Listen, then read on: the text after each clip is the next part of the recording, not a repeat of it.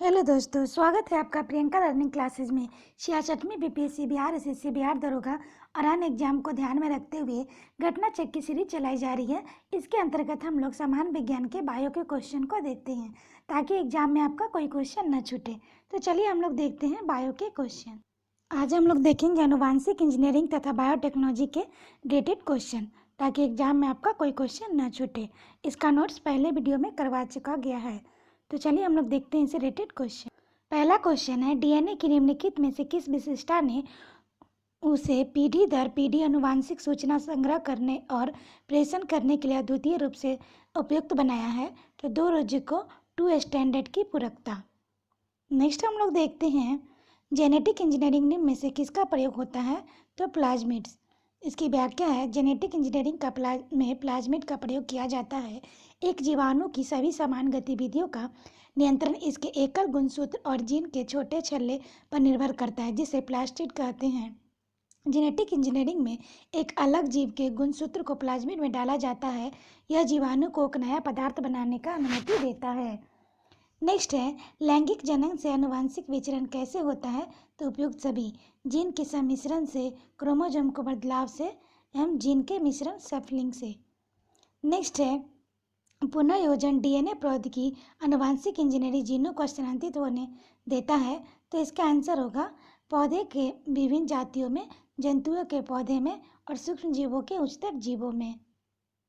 Next है, नए विज्ञान एवं प्रौद्योगिकी नीति 2003 के उद्देश्यों के संबंध में निम्न कथनों पर विचार करने की सहायता से बताइए, इनमें से कौन सा सही है? तो इसका आंसर होगा चारों सही है। इसकी व्याख्या हम लोग देखें, विज्ञान और प्रौद्योगिकी के भावी कार्यक्रमों की रूपरेखा तैयार करने, नए पहलों की दिशा देने के लिए बेंगलुरु में 90वीं राष्ट्रीय विज्ञान कांग्रेस के दौरान 3 जनवरी 2003 में की गई नए विज्ञान एवं प्रौद्योगिकी नीति 2003 की घोषणा की गई थी। इस नीति में मौजूदा भौतिक ज्ञान संसाधनों के उचित इस्तेमाल, प्राकृतिक आपदाओं के प्रबंधन और उनसे उबरने के लिए नवप्रवर्तन तकनीकों और प्रणालियों के विकास, बौद्धिक संपदा के सृजन और प्रबंधन और विज्ञान एवं प्रौद्योगिकी के लाभों के और उपयोगों के बारे में आम जनता के बीच जागृति पैदा करने की रूपरेखा बनाई गई है। नेक्स्ट है, डॉली सर्वप्रथम क्लोन की स्तनी थी, तो कारण है डॉली पात्र निषेचन द्वारा उत्पन्न की गई थी। तो इसका आंसर होगा कथन सही है और कारण गलत है।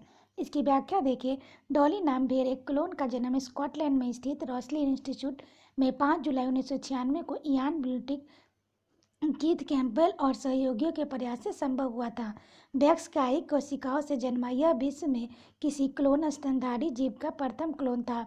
ध्यातव्य है कि वर्ष 2003 में फेफड़ों की बीमारी के कारण डॉली की मृत्यु हुई थी। डॉली को पारंपरिक क्लोनिंग के तकनीक द्वारा विकसित किया गया था, न कि पात्र निषेचन इन विट्रो फर्टिलाइजेशन द्वारा। इन विट्रो फर्टिलाइजेशन बांझपन को दूर करने के लिए कारगर तकनीक मानी जाती है। नेक्स्ट देखिए, एक वयस्क दैहिक कोशिका को क्लोन से की गई पहली स्तनपायी डॉली के बारे में कौन सा कथन सही नहीं है? ध्यान रखेंगे, तो डॉली वर्ष 1998 में पैदा हुई थी, ये गलत है। नेक्स्ट है, निम्न में से कौन मनुष्य द्वारा निर्मित आनुवांशिक रूप से अभियांत्रिक प्रथम जीवित जीव है? तो डॉली है। नेक्स्ट है, निम्नलिखित में से कौन सा पहला सफल क्लोन जंतु है? तो ये भेड़ है। नेक्स्ट है, NDRI करनाल हरियाणा के वैज्ञानिकों ने निम्नलिखित में से किस जानवर का दूसरा क्लोन विकसित किया है? तो भैंस। इसकी व्याख्या है, national dairy research institute NDRI Karnal के वैज्ञानिकों ने फरवरी 2009 में विश्व में भैंस के पहले क्लोन बछड़े समरूपा को विकसित किया था।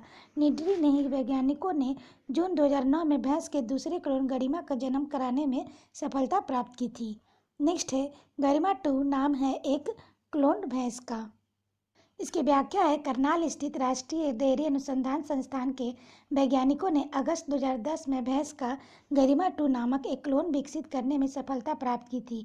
जनवरी 2013 में राष्ट्रीय डेयरी अनुसंधान संस्थान में क्लोन भैंस गरिमा 2 में महिमा नामक एक स्वस्थ मादा बच्चे का जन्म दिया। नेक्स्ट है, कायिक कोशिका न्यूक्लियड अंतरंग प्रौद्योगिकी सोमेस्ट्रीन सेल न्यूक्लियर ट्रांसफर टेक्नोलॉजी का अनुप्रयोग क्या है? तो ये जंतुओं की जन्नीय क्लोनिंग। इसकी व्याख्या देखिए, कायिक कोशिका नाभिकीय अंतरंग प्रौद्योगिकी का प्रयोग प्रजननीय प्रतिरूपण द्वारा आनुवांशिक तौर पर अभिव्यक्त पशुओं के निर्माण के लिए किया जाता है। इस प्रक्रिया के एक दाता वयस्क कोशिका से किसी नाभिक विहीन अंडे में नाभिक का स्थानांतरण करना शामिल होता है। नेक्स्ट है परखनली शिशु के मामले में यह निषेचक माता के शरीर के बाहर होता है। इसकी व्याख्या देखिए, जो मादाएं किन्हीं कारणों से प्राकृतिक गर्भधारण में असमर्थ होती है उन्हें अंडाणु के कृत्रिम निषेचन कराया जाता है, जिससे उत्पन्न शिशु को परखनली शिशु कहते हैं।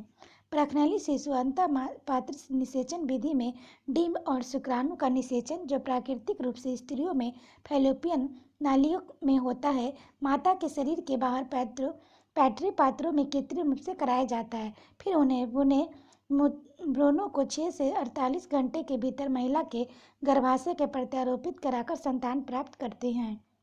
नेक्स्ट है किस देश में पहला ट्रांसजेनी दमकता हुआ सुगर उत्पन्न किया गया था, जो अंदर बाहर सब हरा है, तो ये ताइवान। नेक्स्ट है इंजॉन नामक विश्व में प्रमुख क्लोन है, तो ऊंट का।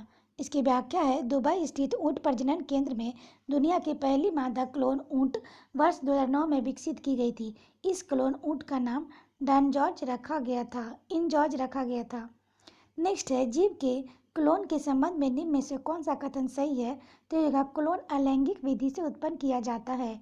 इसकी व्याख्या है, किसी भी जीवधारी से उसके जैसा हूबहू जीवधारी प्राप्त किया जाए तो इसे क्लोन कहते हैं। ये अलैंगिक विधि द्वारा उत्पन्न किए जाते हैं, जो सभी संदर्भों में अपनी मातृ जीव के समरूप होते हैं।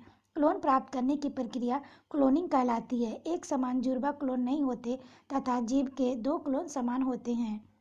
नेक्स्ट अब हम लोग देखते हैं आनुवंशिक अभियंत्रण के निम्नलिखित प्रभाव पर विचार कीजिए। तो इसका आंसर होगा रोग प्रतिरोध, वृद्धि वर्धन और जंतु क्लोनिंग। इसकी व्याख्या आनुवंशिक अभियंत्रण द्वारा रोग प्रतिरोध, वृद्धि वर्धन और जंतु क्लोनिंग पर सफलता मिल चुकी है, किंतु मानव क्लोनिंग की परीक्षण अभी पूरी तरह से सफल नहीं हो पाया है, क्योंकि यह विवादास्पद और प्रतिबंधित है। नेक्स्ट है वर्तमान में वैज्ञानिक किसी गुणसूत्र में जीन इकाइयों का विन्यास अथवा उनकी सापेक्षिक स्थिति अथवा डीएनए अनुक्रमों को निर्धारित कर सकते हैं। यह ज्ञान हमारे लिए किस प्रकार उपयोगी है, तो पहला, उसकी मदद से पशुधन की वंशावली जानी जा सकती है। दूसरा, उसकी मदद से सभी मानव रोगों के कारण ज्ञात हो सकते हैं। उसी मदद से पशुओं की सह नस्लें विकसित की जा सकती है। तो इसका आंसर होगा केवल पहला और तीसरा। इसकी व्याख्या है, डीएनए अनुक्रम द्वारा आनुवांशिक रोग जैसे Alzheimer, cystic fibrosis, mutagenic डिप्ट्रोफी and जीनों की असक्षमता एवं उनसे उत्पन्न दोषों के चलते होने वाली बीमारी के कारण ज्ञात कर उनका उपचार संभव हो सकता है। नेक्स्ट है पुनर्योगन डीएनए तकनीक के चरण निम्न दिए गए हैं, तो इसका आंसर सी है, यानी कि पहले डीएनए का विखंडन, फिर बाह्य जीन उत्पादन की प्राप्ति, उसके बाद इच्छित डीएनए एन खंडों का पृथक्करण, क्या रुचि वाले जीन का परिवर्धन के बाद डीएनए खंड का वाहक को जोड़ना, फिर इसके बाद है पुनर्योजन की डीएनए पोषी कोशिका जीव में स्थानांतर, फिर है बाह्य जीन का उत्पादन प्राप्ति, इसके बाद वाहन प्रवाहिक प्रक्रिया। इसकी व्याख्या हम लोग वही है। नेक्स्ट क्वेश्चन हम लोग देखते हैं, विश्व स्तर के प्रोग्राम ह्यूमन जीनोम प्रोजेक्ट का संबंध है तो मानव जीनों के उसके अनुक्रमों की पहचान और मानचित्रण से।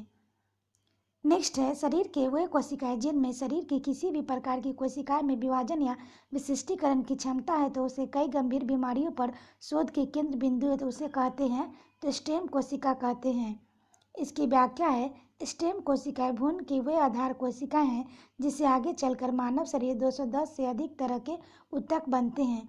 भ्रूण की आधार कोशिका 5 से 7 दिन पुराने भ्रूण से निकाली जाती है। विकसित हो रहे भ्रूण से स्टेम कोशिकाएं निकालकर उन्हें ऊतक अंगों का निर्माण किया जा सकता है।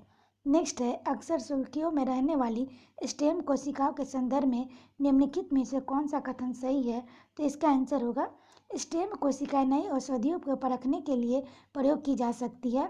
तीसरा, स्टेम कोशिका चिकित्सा थेरेपी के लिए प्रयोग की जा सकती है।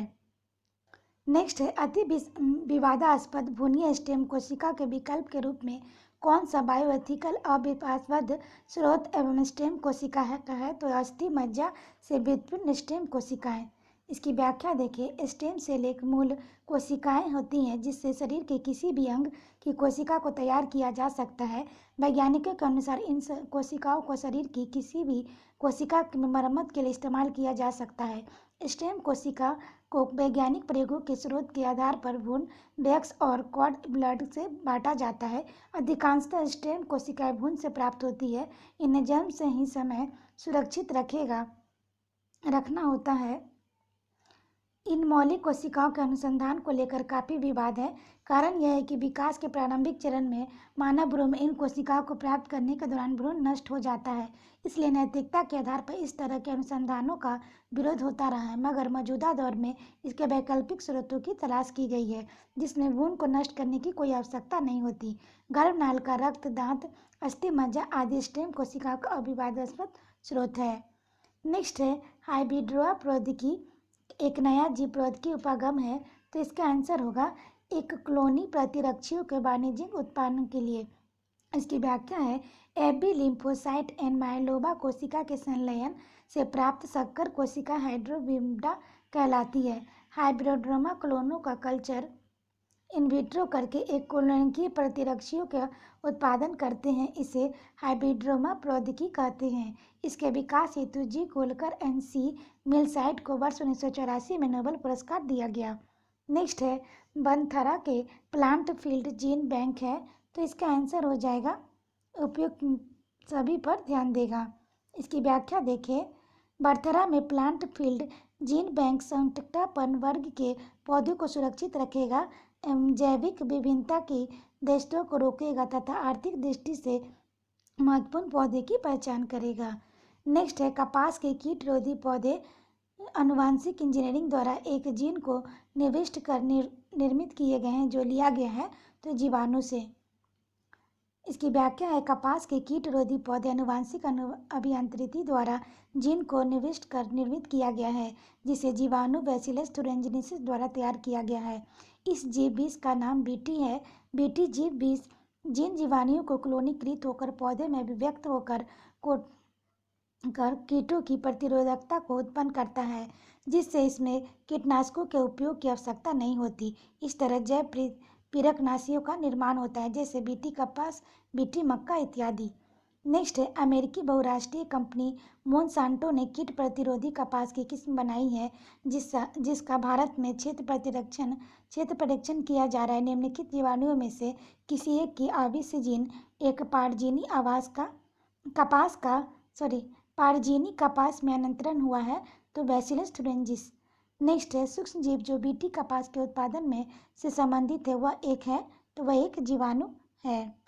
नेक्स्ट है कथन है कीट प्रतिरोधी पारजीनी कपास बीटी जीन के निवेशन के निर्मित किया गया है तो कारण है जीन के एक जीवाणु में प्राप्त किया जाता है। तो इसका आंसर होगा कथन कारण दोनों सही है और कथन कारण का सही स्पष्टीकरण करता है। इसकी व्याख्या हम लोग देखिए कीट प्रतिरोधी पारजीनी कपास जीन के निवेशन में निर्मित किया गया है। बीटी जीन एक विशेष जीवाणु बैसिलस thuringiensis संक्षेप में बीटी कहते हैं से प्राप्त किया जाता है। इसकी कुछ नस्लें ऐसे प्रोटीन का निर्माण करती है जो विशिष्ट कीटों जैसे लियोडेस्टान, तंबाकू अनकनिका के सैनिक कीट, डिप्टेरॉन, मक्खी इत्यादि के मारने में सहायक है। विशिष्ट बीटी जीव विष इस विशेष जीवाणु के पृथक कर कई फसलों जैसे कपास के समाविष्ट किया जा चुका है। नेक्स्ट है वैगन की आनुवंशिक अभियांत्रिकी से उसकी एक नई किस्म बीटी वैगन विकसित की गई है तो इसका लक्ष्य है इन्हें नाशकीय जीव से बनाना।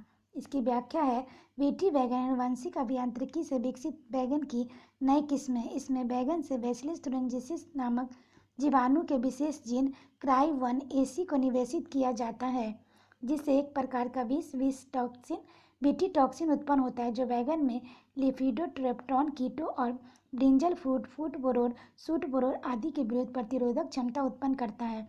इस प्रकार बीटी वैगन के विकास का उद्देश्य इसे नाशक जीव से बनाना है। नेक्स्ट है बीटी वैगन है आनुवंशिक रूप से परिवर्तित वैगन। नेक्स्ट है भारत में बीटी वैगन के प्रवेशन में लोगों के विरोध का कारण क्या है तो इसका आंसर होगा एक आशंका है कि बीटी वैगन के उपयोग कर स्वास्थ्य पर विपरीत प्रभाव पड़ता है। और नेक्स्ट है, यह भी चिंता है कि बीटी वैगन के प्रवेशन से जैव विविधता पर विपरीत प्रभाव हो सकता है। इसकी व्याख्या हम लोग देखें। बीटी बैसिलस थुरिनजेंसिस मिट्टी में पाए जाने वाला एक ग्राम नेगेटिव जीवाणु है। इसमें पाया जाने वाला एक विशेष जीन CRY1AC यदि वैगन में निवेश कर दिया जाए तो यह विष उत्पन्न करता है, जो वैगन में लेपिडोट्रिप्टोन कीटों जैसे ब्रिंजल फ्रूट सूट बोरोर और फ्रूट बोरोर के विरुद्ध प्रतिरोधक क्षमता उत्पन्न करता है और इस प्रकार उत्पादन में वृद्धि होती है। बीटी वैगन फसल सुरक्षा की दृष्टि से अच्छा विकल्प हो सकता है, लेकिन ऐसी आशंका है कि बीटी विष से मानव स्वास्थ्य और जैव विविधता पर विपरीत प्रभाव पड़ सकता है। इसलिए जब जीन अभियांत्रिकी अनुमोदन समिति ग्रेक ने बीटी वैगन के व्यावसायिक खेती के लिए अक्टूबर 2009 में अनुमति प्रदान की तो इसे लेकर जन आक्रोश इतना भड़क उठा कि अंततोगत्वा सरकार ने 9 फरवरी 2010 को इसकी खेती के लिए फिलहाल स्थगन की घोषणा कर दी। नेक्स्ट है, निम्नलिखित कथनों पर विचार कीजिए। दिए गए कूटों की सहायता से कथनों का चयन कीजिए।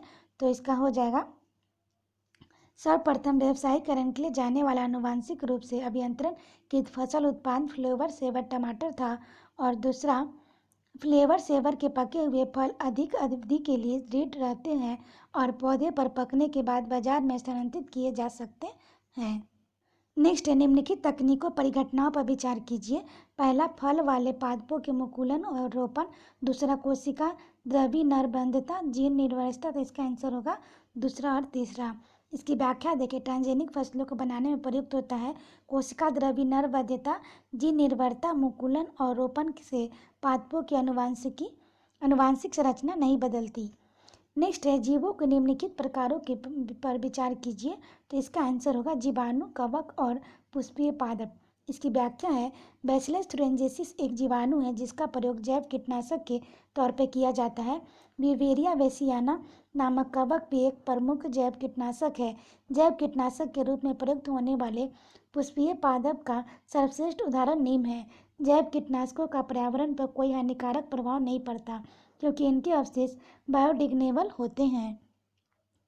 नेक्स्ट हम लोग देखते हैं, भारतीय किसान टर्मिनेटर बीज प्रौद्योगिकी के प्रवेश से असंतुष्ट है क्योंकि इस प्रौद्योगिकी की उत्पादित बीजों की संभावना होती है। तो हो जाएगा अंकुरणक्षम बीज बनाने में समर्थ पौधे के उगाने की। इसकी व्याख्या है, भारतीय किसान टर्मिनेटर बीज प्रौद्योगिकी के प्रवेश से असंतुष्ट है क्योंकि इस प्रौद्योगिकी का उत्पादित बीजों के अंकुरणक्षम बीज बनाने में अक्षम पौधे उगने वाले संभावना होती है। इसमें त्रिजीनों की श्रृंखला डाली जाती है, तब जाकर किसी भी फसल में टर्मिनेटर टेक्नोलॉजी कार्य करती है। प्रथम जीन भ्रूण की अंकुरण क्षमता को पूर्णतः समाप्त कर देता है। यह जीन कब सक्रिय हो इसका नियमन रिकम्बिनाइजेशन एंजाइम करता है जो दूसरा जीन पैदा करता है। तीसरा जीन रिकम्बिनाइजेशन को नियंत्रण करता है। नेक्स्ट है, विकसित देशों द्वारा समर्पित टर्मिनेट तकनीक उपलब्ध कराती है। तो जैव तकनीकी द्वारा बीजों की उन्नत किस्मों को दूसरी पीढ़ी के लिए बंद बीजों की उत्पन्न करने वाली सुनिश्चित की गई है। नेक्स्ट है, टर्मिनेटेड तकनीक उसके द्वारा उत्पन्न निम्न में से किसकी बिकवाई के लिए है। तो उपयुक्त सभी, यानी ट्रांसजेनिक उपजाऊ बीज, जीन परिवर्तित पौधे, जेनेटिक रूप से अभियांत्रिक बीज दूसरी पीढ़ी के बंधगत होते हैं। नेक्स्ट है, साधारणतः ओरोबैंकी खरपतवार पाया जाता है तंबाकू के खेत में। इसकी व्याख्या है, ओरोबैंकी खरपतवार या एक परजीवी किस्म का पौधा है जो तंबाकू के अलावा आलू और टमाटर के खेत में पाया जाता है। इसकी विश्व में शीतोष्ण और उष्णकटिबंधीय भागों के लगभग 150 प्रजातियां पाई जाती हैं। नेक्स्ट है, निम्नलिखित में से कौन परजीवी के पादप है। तो गोल्डन राइस। नेक्स्ट है, कथन है, गोल्डन राइस जैव प्रौद्योगिकी की एक ऐसी उपलब्धि है जो उपभोक्ताओं के लिए उतनी ही लाभप्रद है जिनकी किसानों के लिए। तो इसका कारण है, इस चावल का पीलापन बीटा कैरोटीन की अधिक मात्रा को प्रदर्शित करती है जो यौगिक शरीर में विटामिन ए से परिवर्तित होता है। तो इसका आंसर हो जाएगा एक, दोनों। कथन और कारण दोनों सही है। कथन कारण का सही व्याख्या करता है। इसकी व्याख्या देखिए, गोल्डन राइस जैव प्रौद्योगिकी की उपलब्धि है जिसके जन्मदाता प्रोफेसर ईगो पैट्रिक्स और डॉक्टर पीटर वेयर है। इस चावल का रंग सुनहला होता है। इसे बीटा कैरोटीन बनाने वाले जीन डाला गया है, जो हमारे शरीर में पहुंचने वाले विटामिन ए में परिवर्तित हो जाता है तथा यह विटामिन नेत्रों के लिए अत्यावश्यक है। ध्यातव्य है कि अंतर्राष्ट्रीय स्तर पर धान अनुसंधान के क्षेत्र में यह अब तक सबसे बड़ी उपलब्धि है। नेक्स्ट हम लोग देखते हैं सुनहली गोल्डन चावल है। तो ये है एक ट्रांसजेनिक चावल की किस्म जिसमें कैरोटीन के लिए जीन उपलब्ध है। नेक्स्ट है विश्व में लगभग 250 लाख बच्चों की प्रभावित करने वाली विटामिन ए हीनता से लड़ने की क्षमता वाले गोल्डन राइस की प्रमुख उपयोगिता किसके दाने में उसकी प्रचुरता के कारण होती है, वह है बीटा कैरोटीन। नेक्स्ट है सुनहरा धान में प्रचुरता है तो विटामिन ए की। इसकी व्याख्या है सुनहरा चावल ऑरेंजस स्टेविया चावल की एक प्रजाति है। इसमें आयरन, जिंक, विटामिन ए जैसे तत्वों की प्रचुरता है। इस चावल का विकास उन क्षेत्रों के प्रयोग में करने के लिए किया गया था जहां आहार के रूप में ग्रहण किए जाने वाले विटामिन ए की कमी है। नेक्स्ट है गोल्डन चावल एक प्राचीनतम स्रोत है तो विटामिन ए की। नेक्स्ट है गोल्डन चावल एक प्राचीन स्रोत है तो विटामिन ए का सेम। नेक्स्ट है गोल्डन धान में सर्वाधिक मात्रा होती है तो विटामिन ए की। नेक्स्ट है पराजेनी फसल स्वर्ण चावल किस वांछनीय लक्षण के लिए तैयार की गई है तो विटामिन ए। नेक्स्ट है सुनहला चावल में बीटा कैरोटीन जीन कहाँ से आता है तो डेफोडिल से आता है। इसकी व्याख्या हम लोग देखिए गोल्डन राइस सुनहरी धान जैव प्रौद्योगिकी की उपलब्धि है। इसके जन्मदाता professor Ingo Potrykus and doctor Peter Beyer है। इस चावल का रंग सुनहरा होता है जिसके जीनोम में 2 जीन डेफोडिल और तथा एक जीन इलोवेनिया यूरोडोवरा नामक जीवाणु में निवेशित किया जाता है। ये तीनों जीन चावल के अपरिपक्व भ्रूणपोष के प्राकृतिक रूप से पाए जाने वाले यौगिक जिनेलिन डाइफॉस्फेट के बीटा कैरोटीन में परिवर्तित करने हेतु आवश्यक एंजाइम उत्पन्न करता है। बीटा कैरोटीन हमारे शरीर में पहुंचने पर विटामिन ए में परिवर्तित हो जाता है तथा यह विटामिन नेत्रों में के लिए आवश्यक है। नेक्स्ट है महाधान सुपर राइस विकसित किया जाता है। जीएस खुश्क ने किया था। नेक्स्ट हम लोग देखते हैं कथन है मानव के संतान में लिंग निर्धारण में स्त्रियों का प्रमुख भूमिका होती है तो कारण स्त्रियों में 2 एक्स गुणसूत्र होते हैं तो इसका आंसर होगा कथन गलत है और कारण सही है। नेक्स्ट है पुरुष जीन की संगठन होती है तो एक्स वाई होती है।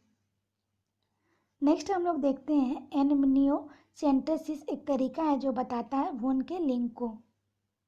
नेक्स्ट क्वेश्चन है कथन है वैज्ञानिक डीएनए अणुओं को चाहे वह अणुओं के किसी भी स्रोत से हो इच्छा अनुसार अलग अलग काट और एक साथ जोड़ सकते हैं तो कारण डीएनए के टुकड़ों को टेस्टेक्स एंड एंडोन्यूक्लियस तथा डीएनए लाइगेज का उपयोग कर जोड़ा तोड़ा जा सकता है तो इसका आंसर होगा कथन कारण दोनों सही है। कथन कारण का सही व्याख्या करता है। नेक्स्ट है जैव सूचना विज्ञान बायो इन्फॉर्मेटिक्स की घटना गतिविधियों के संदर्भ में समाचारों में कभी कभी दिखने वाला ट्रांसक्रिप्टोज किसे निर्देशित करता है तो किसी जीव द्वारा अभिव्यक्त एमआरएनए अणुओं की पूर्ण श्रृंखला। नेक्स्ट हम लोग देखते हैं दिया गया है तो ये है रुधिर कोशिकाएं, अस्थि कोशिकाएं, बाल रज्जु एंड लार्ज सलाइवा। इसकी आंसर होगा सभी इसका आंसर होगा। अपराध की जांच में डीएनए परीक्षण हेतु निम्न नमूना लिया जाता है। नेक्स्ट है जीन की अणु डीएनए की संरचना को सबसे पहले किसने रेखांकित किया था तो doctor James Watson and doctor Francis Crick. Next है James D Watson and Francis Crick के संबंध में निम्नलिखित में से किसकी खोज की थी तो डीएनए संरचना की। नेक्स्ट है डीएनए ने ड्यूहेलिकल प्रारूप को पहली बार किसने प्रस्तावित किया था तो वाटसन एंड क्रिक ने किया था। काफ़ी इंपॉर्टेंट क्वेश्चन है, एग्जाम में आता है, ध्यान रखेंगे। नेक्स्ट है डीएनए को किसे अंतःप्राप्त बनाया है तो आर्थर कॉनबॉर्न। नेक्स्ट है नोबेल पुरस्कार के विजेता वैज्ञानिक जेम्स डी वाटसन को किस कार्यक्षेत्र में अपने कार्य के लिए जाना जाता है तो आनुवंशिकी। इसकी व्याख्या है जेम्स डेवी वाटसन अमेरिकी मॉलिक्यूलर बायोलॉजिस्ट हैं जो जीन संरचना के खोजों के लिए प्रसिद्ध हुए हैं। Doctor Watson and Francis Crick Maurice Wilkinson को संयुक्त रूप से वर्ष 1962 का चिकित्सा विज्ञान के क्षेत्र में नोबेल पुरस्कार प्राप्त हुआ था। नेक्स्ट है बायोचिप में क्या होता है तो आरएनए, डीएनए एंड प्रोटीन होता है। नेक्स्ट है जेनिको प्रौद्योगिकी है तो आनुवांशिक रोगों की पूर्व सूचना प्राप्त करने वाले तकनीक। इसकी व्याख्या है जेनकोप्रोद की आनुवंशिक रोगों को पूर्व सूचना प्राप्त करने की तकनीक है। इस तकनीक के माध्यम से मां के गर्भ में स्थित शिशु को होने वाले विभिन्न प्रकार के रोगों की जानकारी प्राप्त हो सकेगी। नेक्स्ट हम लोग देखते हैं निम्नलिखित में से कौन कार्य जैव प्रौद्योगिकी की श्रेणी में आता है। तो इसका आंसर होगा औद्योगिक प्रक्रमों को जीवधारी अवयवों से प्राप्त पदार्थों का उपयोग। नेक्स्ट है जैव आवर्धन से तात्पर्य है उत्तरोत्तर पोषण स्तरों के जीव में पीड़कनाशियों की मात्रा का बढ़ाना। नेक्स्ट है जीन अभियंत्रण के नवीनतम तकनीक विकसित हुई है तो जीन प्रतिचित्रण से। नेक्स्ट है पीड़कों के प्रतिरोधक में अतिरिक्त वह कौन सी संभावनाएं हैं जिसके लिए आनुवांशिक रूप से रूपांतरित पादपों का निर्माण किया गया है। तो इसका आंसर होगा सूखा सहन करने के लिए उन्हें सक्षम बनाना और उत्पादन के पोषकीय मान बढ़ाना और उनकी सेल्फ लाइफ बढ़ाना। नेक्स्ट है जीवाणु भोजियों के संबंध में कौन सा कथन सही है। तो इसका आंसर हम लोग देखें तो इसका आंसर होगा एक पहला और दूसरा। जीव भोजी विषाणु होते हैं जो जीवाणु को संक्रमित करते हैं। दूसरा जीवाणु भोजी आनुवांशिक अभियंत्रों में प्रयुक्त होते हैं। नेक्स्ट है यदि मानव वृद्धि हार्मोन जीन का प्रयोग करके ऐसा चूहा पैदा किया जाए जो चूहों को समान आकार के 8 गुना बड़ा हो तो इस तकनीक को कहेंगे तो इस तकनीक को आनुवंशिक इंजीनियरिंग कहेंगे। नेक्स्ट है कथन है बलात्कार एवं हमले के मामले में अपराधियों की पैतृकता एवं पहचान के स्थापित करने में फिंगरप्रिंट की एक शक्तिशाली उपकरण बन गया है। तो कारण विश्लेषण यह है कि बाल लार एवं सूक्ष्मब्री जैसे ले साक्ष्य प्राप्त हैं। तो इसका आंसर होगा कथन और कारण दोनों सही है और कथन कारण का सही व्याख्या करता है।